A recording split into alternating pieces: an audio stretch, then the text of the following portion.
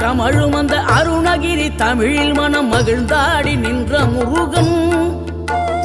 கிழவி இவள் புலமை கண்டு அழகு மிகும் குழந்தை என மகிழேறி வந்த குமரன். ஆதிசிவன் பிள்ளையன ஆனைமுகன் தம்பி என ஞான பழமான முதல்வன்.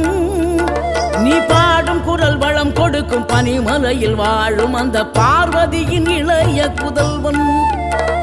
தேனெடுத்து திணை வளர்க்கும் சிறு குரத்தி வள்ளியவள் சிந்தையில நின்ற மன்னவா.